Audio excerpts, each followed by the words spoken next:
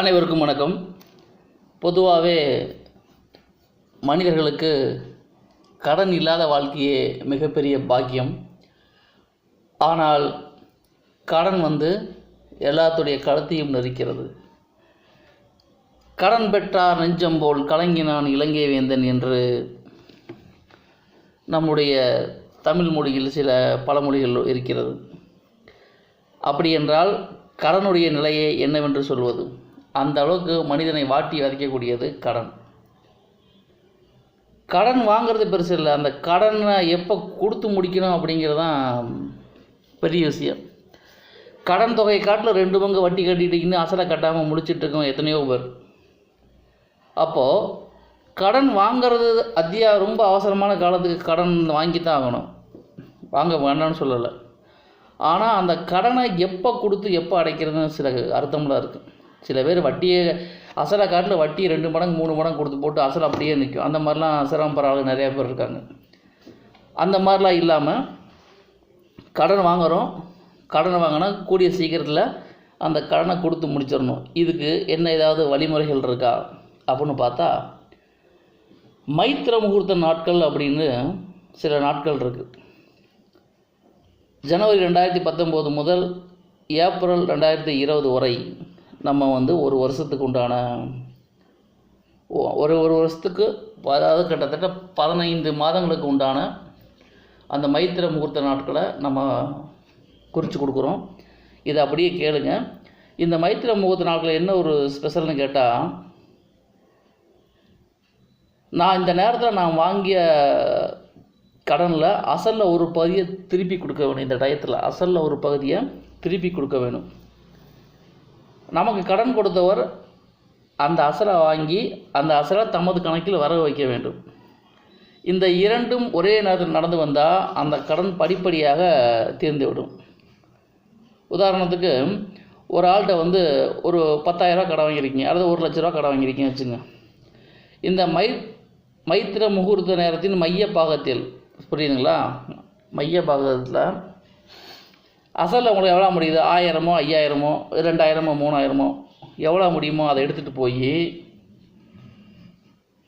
அந்த 1 லட்ச ரூபா அசல் இருக்கு இல்லையா, அந்த 1 லட்ச ரூபா அசலில் இந்த 5000 ரூபாயை வர வச்சுக்கோங்க அப்படின்னு சொல்லணும். எப்போது? அந்த மைத்திர முகூர்த்த நாள் நேரத்தில் இந்த 5000 ரூபாயை வர வச்சுக்கோங்க, அல்லது 2000 ரூபாயை வர வச்சுக்கோங்க அப்படிங்கிற மாதிரி சொல்லணும். சொல்லிவிட்டு கூடிய விரைவில் உங்கள் கடனை நான் பைசல் பண்ணிடுறேன் அப்படின்னு அவருக்கு உறுதி கொடுக்கணும். அவர் நம்ம கடன் கணக்கில் இந்த அசலில் ஒரு பகுதியை வர வைக்க சொல்லணும். அப்படி செய்து விட்டால் சக்ஸஸ் அங்கே தான் ஆரம்பம். சரிங்களா? அடுத்து வரக்கூடிய காலகட்டத்தில் அந்த கடனை அடைக்கக்கூடிய வழிமுறை எப்படியாவது உங்களுக்கு சேர்ந்துடும். பட் ஆனால் இது ஒரு ரூல்ஸ் இருக்குது சார். இந்த விதிகள் கந்து வட்டிக்கு தான் பொருந்தாது சார்.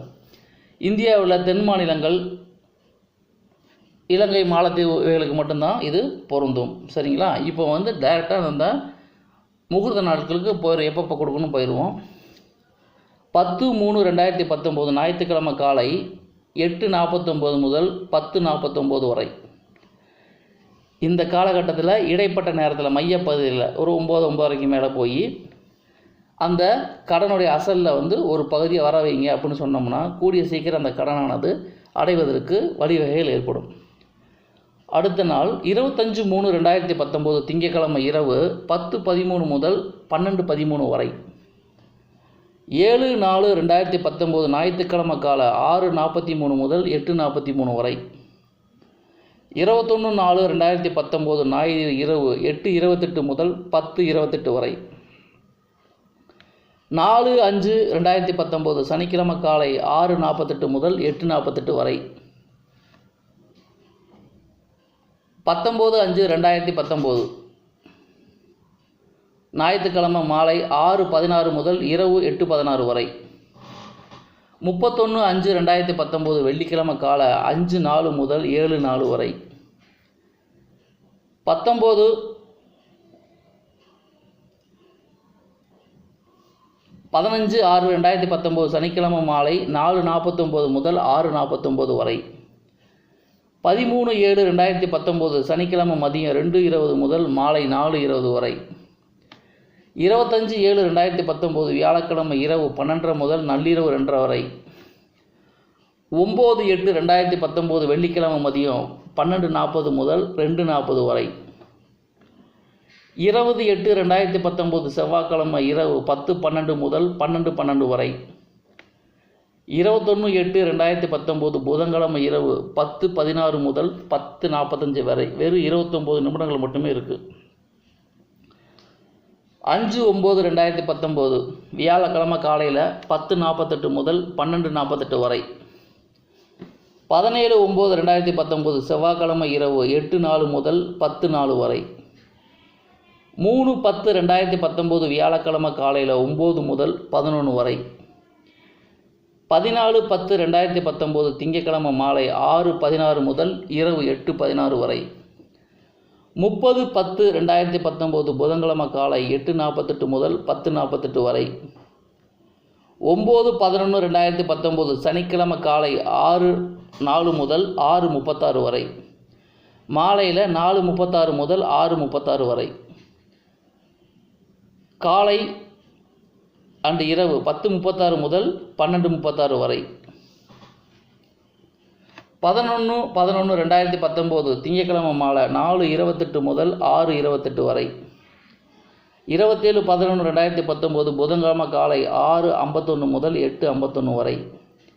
8/12/2019 ஞாயிற்றுக்கிழமை மதியம் 2:47 முதல் மாலை 4:47 வரை. 24/12/2019 செவ்வாய்க்கிழமை காலை 4:40 முதல் 6:40 வரை. 4/1/2020 சனிக்கிழமை மதியம் 1:10 முதல் 3:10 வரை.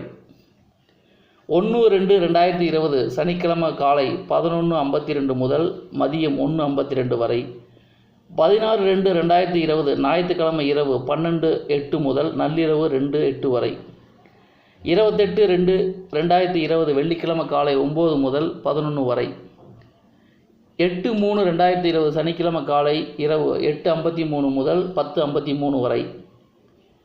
மதியம் நள்ளிரவு 2:53 முதல் 4:53 வரை. 14/3/2020 வெள்ளிக்கிழமை இரவு 10:04 முதல் 12:04 வரை.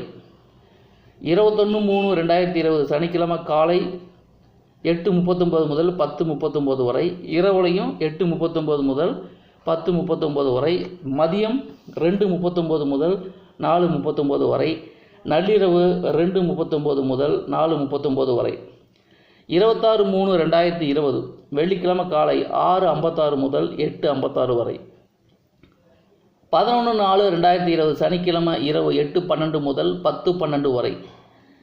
இதுதான் அந்த முக்கியமான மைத்திர முகூர்த்த நேரங்கள். நான் சொன்ன அந்த டயத்தை நோட் பண்ணி வச்சுக்கோங்க. அந்த டயத்தில் மையப்பகுதி ஆரம்பமும் இல்லாமல் முடியும் இல்லாமல் நடு மையப்பகுதியில் போய் அசலில் ஒரு பகுதியை கொடுத்தோம்னா கட்டாயம் அந்த கடனானது சீக்கிரம் முடிவதற்கு உங்களுக்கு ஏற்புடையதாக இருக்கும். இது பல ரகசிய விதிமுறைகள் எல்லாமே கரெக்டாக உங்களுக்கு சொல்லப்பட்டிருக்கிறது. இந்த விஷயங்களை யாருமே அசால்ட்டாக கவனிக்காதீங்க. கரெக்டாக என்ன சொல்லியிருக்கோமோ அந்த கால நேர பிரகாரம் பண்ணிங்கன்னா உங்களுடைய கடனானது கூடிய விரைவில் முடிந்துவிடும். மைத்திர முகூர்த்தம் அப்படிங்கிறது ஒரு குறிப்பிட்ட லக்னத்தில் வர்றது. இந்த காலகட்டத்தில் அனைவரும் நோட் பண்ணிக்கங்க. மைத்திர முகூர்த்தத்தில் அந்த அதாவது மையப்பகுதியில் கடனில் ஒரு அசலில் ஒரு பகுதி கொடுத்தீங்கன்னா கூடிய விரைவில் அந்த கடன் அடைக்கக்கூடிய சூழல் உங்களுக்கு ஏற்பட்டுவிடும். இதன் மூலம் கடன் தொல்லையிலிருந்து தப்பலாம். சரிங்களா?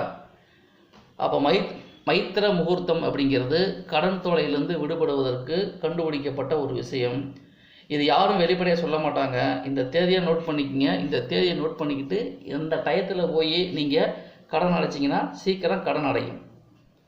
எனவே இந்த குறிப்பிட்ட நாளில் குறிப்பிட்ட நேரத்தில் உங்கள் கடனை அடைத்து வாழ்வில் எல்லாம் வல்ல வளமுடன் நலமாய் பெற்று கடன் இல்லா மனிதராக வாழ ஆனந்தத்தில் திக்குமுக்காட எல்லாம் வல்ல பரம்பொருள் உங்களுக்கு உதவி புரியட்டும்.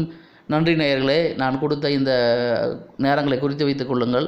இந்த நேரத்தில் கடனில் அசலில் ஒரு பகுதி கட்டினீர்கள், ஆனால் அதுவும் டயத்துக்கு மையப்பகுதியை கட்டினாங்கன்னா உங்கள் வாழ்க்கையில் கடனே இல்லாத வாழ்க்கையாக அமையும். எல்லாம் இந்த நேரத்தை பயன்படுத்தி கொண்டு கடனை அடைக்குமாறு கேட்டுக்கொள்கிறேன். இந்த நேரம் தான் உங்களுக்கு கடனை அடைத்து நல்ல வழியில் உங்களை காக்கும். நன்றி நேயர்களே. மீண்டும் அடுத்த பதிவில் வேறொரு தலைப்பில் உங்களை சந்திக்கிறேன். அதுவரை உங்களிடமிருந்து விடைபெறுவது உங்கள் ஜெயம் வேணுகோபால். நன்றி, வணக்கம்.